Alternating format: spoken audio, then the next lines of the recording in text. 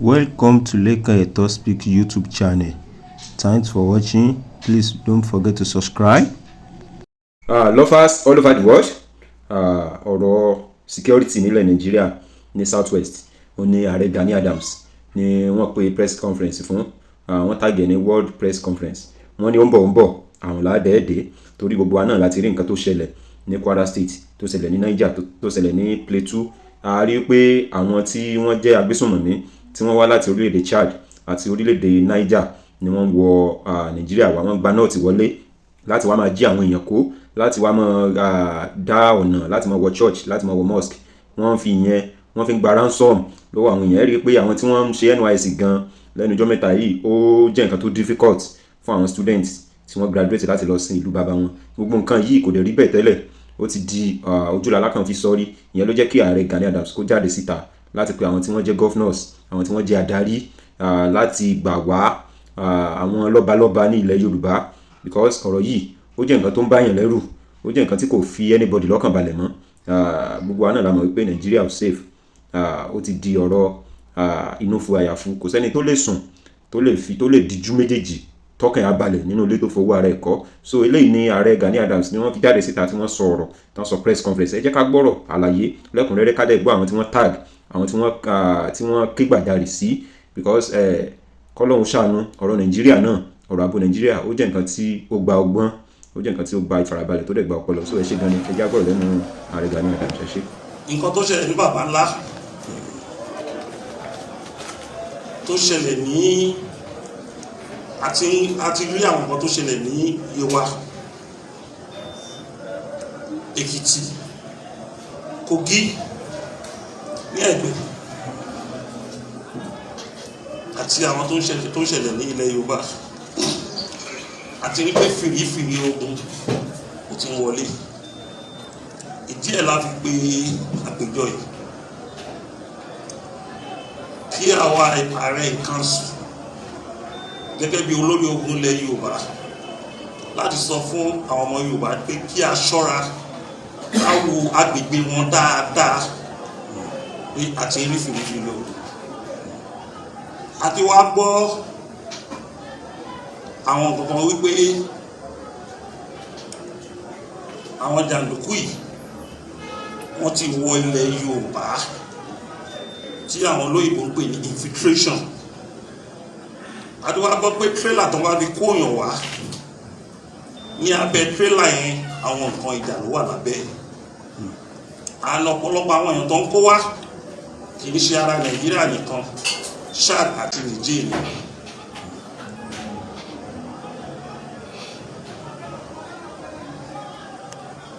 Òun ni a fi sọ fún àwọn Yorùbá lọ́balọ́ba àtàwọn gómìnà wa pé a ti sọ fún yín o kí a jọ ṣiṣẹ́ papọ̀ lórí ọ̀rọ̀ àgbéyé ẹ̀gbọ́n láti bí ọdún méjì sẹ́yìn o, òun ló délẹ̀ báyìí o. Ó máa dìgbà yẹn kó máa ní kílà rẹ̀ ń ṣe. Ààrẹ lọ́gàá ní traditional system náà ti wá ní àwọn ọ̀gá tó ń ṣe olórí ìpínlẹ̀ kọ̀ọ̀kan tó jẹ́ àwọn gómìnà. Ààrẹ ò lè ṣe nǹkan kan tí àwọn aláṣẹ ò bá sọ pé ó yá.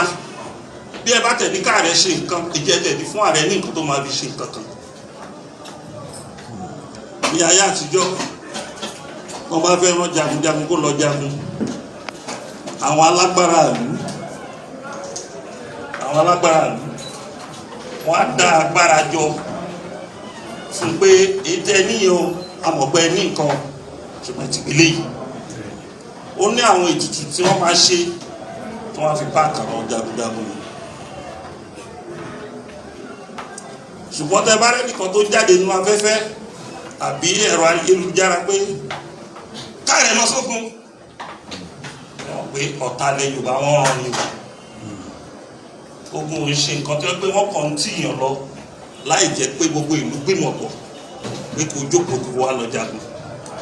A ní ogun tí ṣẹlẹ̀ o, ṣùgbọ́n a kì í rí fìrífìrí ogun. Pẹ̀lú nǹkan tó ń ṣẹlẹ̀ ní gbogbo òkè ọya yìí, ní àná vice principal ní Kebbi State wọ́n pa boarding house ni wọ́n dẹ̀ kó àwọn ọmọ obìnrin márùnlélógún wọ́n ti kó lọ báyìí. Ojoojúmọ́ là ń gbọ́ wọn ọ̀fọ̀ lórílẹ̀‐èdè yìí.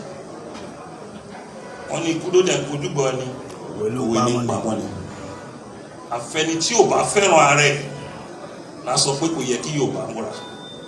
Tí a bá wo gbogbo Nàìjíríà, ilẹ̀ Yorùbá ló dàbí bó ṣe ní àlàáfíà díẹ̀ lórí ààbò díẹ̀. Wọ́n dẹ̀ ń súnmọ́ mi ní wọ́n súnmọ́ wa díẹ̀. Tẹ́ bá wo nǹkan tó ṣẹlẹ̀ ní Kwara State, ìran mẹ́rin ló wà ní Kwara State: Fúlàní, Yorùbá, Tápà àti Bàrìbá. Wọ́n attack gbogbo àwọn ìran mẹ́tẹ̀ẹ̀ta yòókù, ibi tí ilẹ̀ Yorùbá wà nìkan náà attack. A dẹ̀ mọ̀ pé ojoojúmọ́ àwọn aláṣẹ paná ìròyìn nǹkan tí ò mú ààbò dáadáa wá bá orílẹ̀-èdè wọn tí à ń pè ní security threat. So à ń pe ìpàdé oníròyìn tó jẹ́ ìpàdé oníròyìn àgbáyé kí gbogbo ayé lè mọ̀ pé kí wọ́n múra, pé kí olúkálùkù nǹkan tó bá ní kó múra láti fi dáàbò bo ilẹ̀ Yorùbá. A dẹ̀ ti sọ nínú àdàkọ yìí wípé kò sí nǹkan tó burú tí Amẹ́ríkà bá wà ràn wá lọ́wọ́. Orílẹ̀-èdè Nàìjíríà wọ́n lè sowọ́pọ̀ pẹ̀lú Amẹ́ríkà láti mú àwọn abayéjẹ́ yìí, àwọn tó ń mu ẹ̀jẹ̀ lójoojúmọ́ yìí, láti mú ọkọ̀ lórílẹ̀-èdè wa. Tí ò bá lè ṣọ́ ilé ẹ̀, alágbára àdúgbò àwa bẹ́ẹ̀ ṣọ́. Torí ọ̀hún tó bá ṣẹlẹ̀ nínú ilé ẹ̀ á kan àdúgbò tó bá yá. Ààrẹ má gbàgbé pé Amẹ́ríkà ní business interest ní Nàìjíríà. Tá a bá quantify business interest Amẹ́ríkà kò lè less than $80 billion.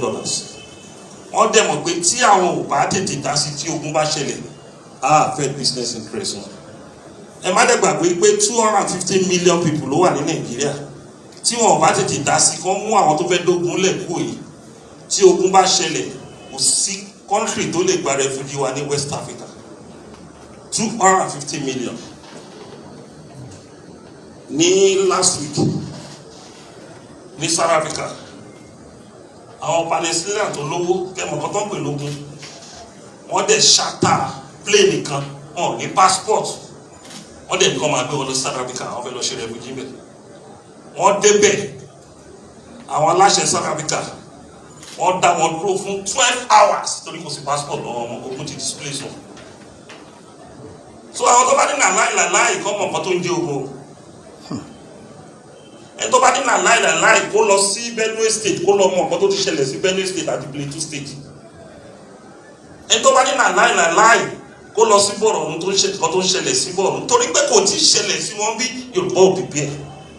Ṣùgbọ́n gẹ́gẹ́ bí ọmọ Yorùbá gidi tó dẹ̀ pé wọ́n máa ń wọjọ́ wájú òun la fi pe ìpàdé oníwèrò. A ti ṣe àìmọye àdúgbò àwọn oníwèrò ìṣòro níkọ̀ọ̀kan, ṣùgbọ́n lè jẹ́ ìpàdé oníròyìn àgbáyé tí wọ́n pè ní World Press Conference.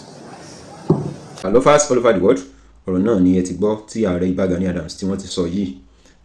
Wọ́n ké gbàjarè, wọ́n dì rẹ̀ bẹ́ẹ̀ torí àwọn tí à ń sọ yìí tí wọ́n jẹ́ agbésùnmọ̀mí tí wọ́n hide ní ọ́ndà wípé Fúlàní làwọn. Ọ̀pọ̀ nínú wọn wọ́n jẹ́ bòròró tí wọ́n wá láti Niger State, because Fúlàní wà ní Niger State, Fúlàní wà ní Chad, even though Fúlàní wà ní Ghana,